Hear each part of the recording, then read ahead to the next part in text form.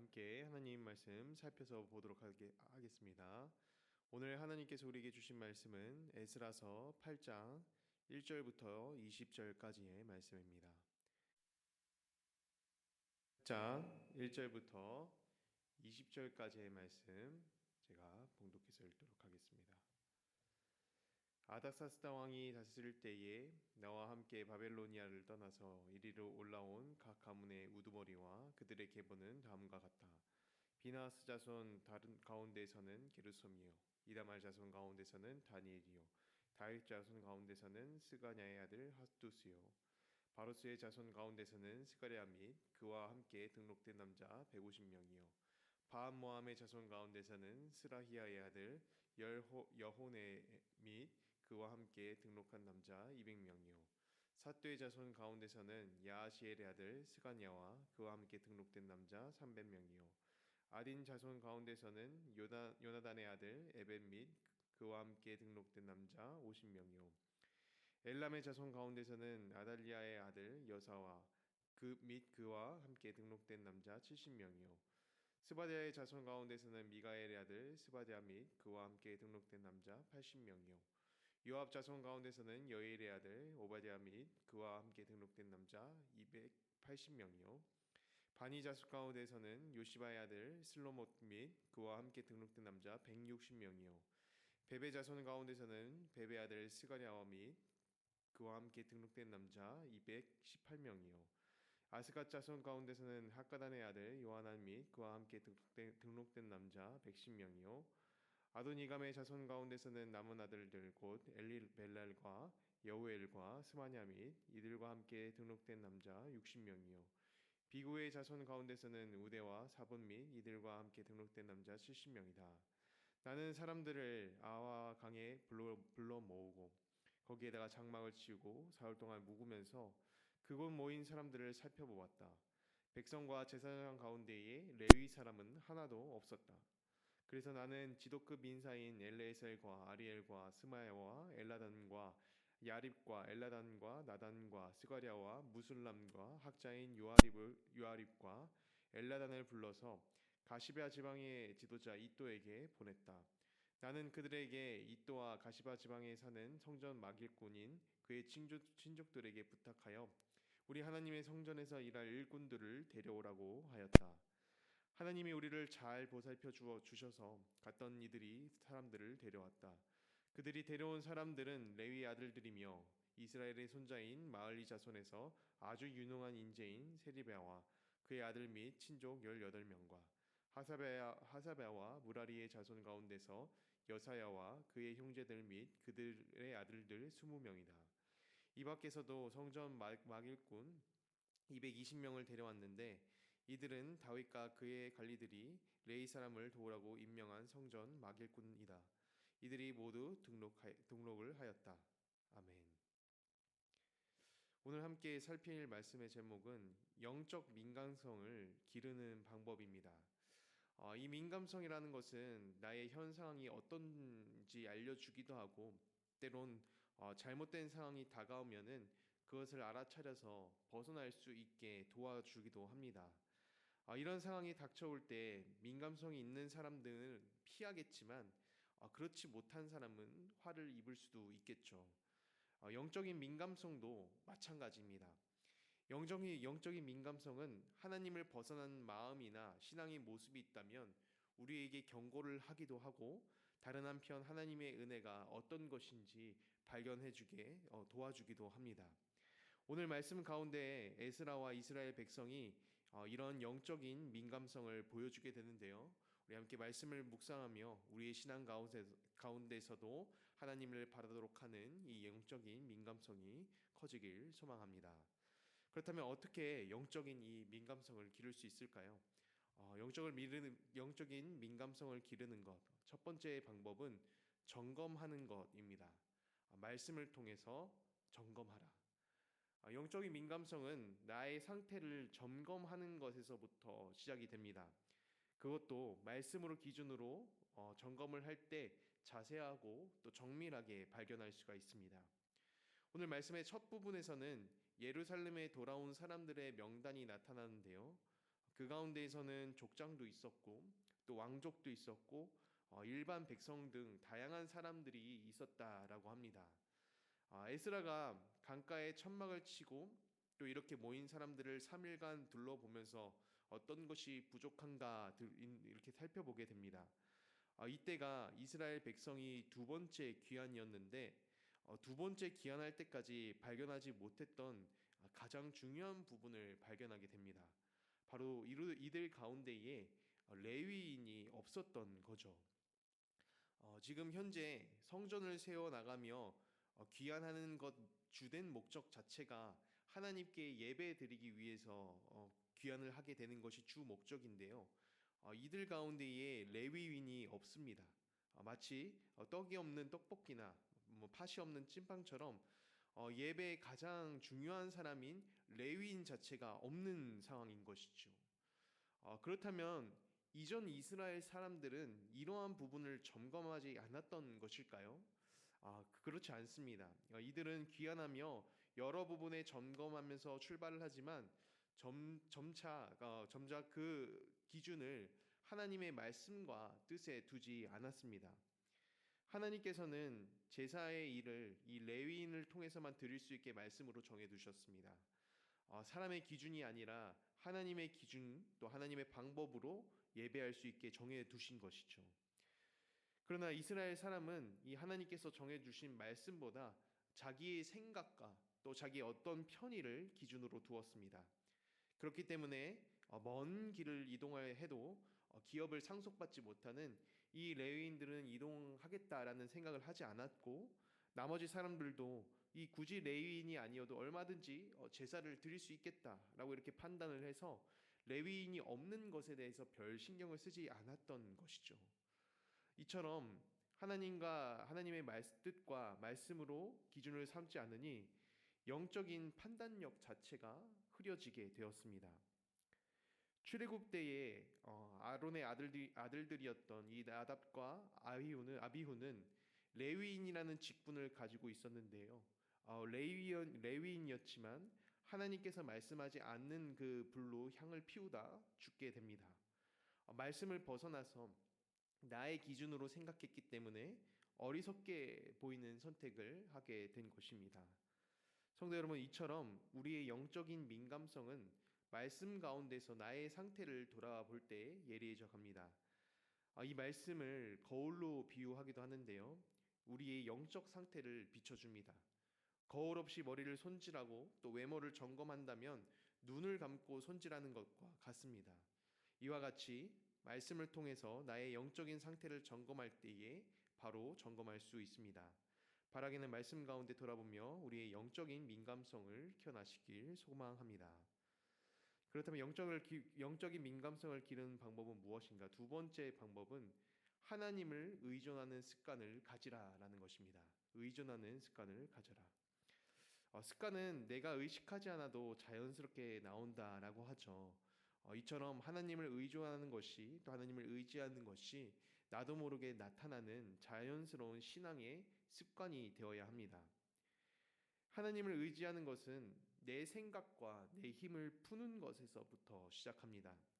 어떤 운동이든지 처음 그 운동에 대한 자세를 잡을 때 가장 많이 듣게 되는 조언이 힘을 빼라는 말을 가장 많이 듣는다라고 합니다. 잘못된 자세로 힘을 주는 것이 계속되다 보면 나중에 고치기가 정말 어렵다라고 하는데요. 내가 그동안 배운 것이 맞다라는 잘못된 확신이 되어서 잘못된 자세를 하고 있음에도 그것이 맞는지 틀린지 구분할 수가 없는 것이죠. 그래서 내 마음대로 힘주기만 하는 자세에서 힘을 빼고 선생님이나 코치가 알려주는 자세를 익히라고 해서 처음부터 운동을 시작하는 사람에게 조언을 한다라고 합니다.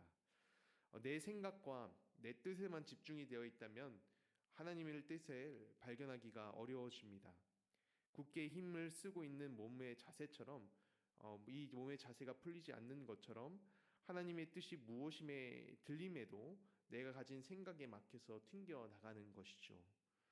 오늘 말씀에서 레위인이 보이지 않자 이 에스라는 지도자들을 불러서 레위의 지도자였던 이또에게 보내 성전을 위해 봉사할 이 레위인들을 모아달라라고 부탁을 하게 됩니다. 가시바에 있었던 이들의 입장에서는 이미 거주하고 있던 고향을 떠나서 이젠 낯선 땅인 예루살렘으로 삶의 거처를 옮기게 되는 굉장히 어려운 선택을 해야 되는 상황입니다. 이런 이들의 상황에 대해서 하나님께서는 이들의 마음 문을 여셨고 3일이라는 시간 동안 259명의 레위인을 예루살렘으로 데려올 수 있었다라고 해요.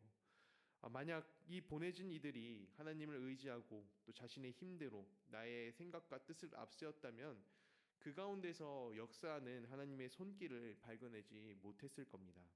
그러나 자신들의 뜻과 계획을 앞세우지 않았기 때문에 힘을 말 그대로 풀었기 때문에 이것이 하나님의 도우심이었다는 것을 정확히 발견하게 됩니다. 18절 상반부 말씀에 이들이 하나님의 은혜에 대해서 이와 같이 고백합니다. 18절 상반부 부분인데요. 하나님이 우리를 잘 보살펴 주셔서 갔던 이들이 사람들을 데려왔다. 레위인들의 마음을 열었던 것이 자신들의 능력이 아니라 하나님의 은혜였다라는 것을 압니다. 나의 힘을 빼고 하나님을 의지했기 때문에 이 모든 것들이 은혜라는 것을 깨닫는 것입니다. 성도 여러분, 우리 삶 가운데에 하나님을 의지하는 습관을 가지시길 바랍니다. 하나님을 의지할 때에 나의 생각들은 힘에 풀리게 되고 또 나의 삶 가운데에 바라시는 하나님의 뜻을 발견할 수 있게 됩니다. 무엇인가 지나치게 의존하는 습관은 나의 자아를 잃어버리게 만든다라고 해서 고쳐야 되는 습관으로 여겨지지만 하나님께서는 우리가 모든 것에 의지하시길 바랍니다. 하나님을 의존하지 않으면은 우리의 생각과 뜻이 살아 숨쉬어지기 때문입니다. 바라기는 우리의 삶 가운데서 하나님을 의지하는 습관을 가지시는 성도 여러분들이 되시길 바랍니다. 말씀을 정리합니다. 영적인 이 민감성은 성도의 신앙을 돕습니다. 죄 가운데에서 경고를 하기도 하고 나에게 주신 하나님의 은혜를 발견하게 합니다. 다른 기준 앞에 옳고 그름을 정하는 것이 아닌 말씀 위에서 점검하고 하나님을 의지할 때에 고집스러운 나의 힘이 풀리고 하나님의 뜻을 보게 됩니다. 주신 말씀대로 우리의 삶 가운데에 영적인 민감성을 가지시는 성도 여러분들이 되시길 주님의 이름으로 축원합니다. 함께 기도하겠습니다. 하나님 아버지 감사합니다. 오늘도 주 앞에 나와 간구하게 하시고 또 하나님의 자녀로 하루를 시작하게 하시니 감사합니다. 우리 가운데에 영적인 이 민감성을 주셔서 하나님을 벗어날 때에 알게 하시고 또 나의 삶 가운데에 가득 채워주시는 그 하나님의 은혜의 사건들을 하나님께서 주신 것으로 알 수 있게 하여 주시옵소서. 특별히 추수감사절을 앞두고 있는데 나에게 주신 그 감사의 사건들을 기억하며 주님을 향해 찬양과 감사가 넘치는 삶을 살게 하시옵소서. 환절기를 지나며 건강이 좋지 않은 성도들이 있습니다. 주님께서 찾아가 낫게 하시고 각 가정의 건강을 지켜주시옵소서. 이 모든 것을 주님께서 들어주실 줄로 믿고 살아계신 예수 그리스도의 이름으로 기도드립니다. 아멘.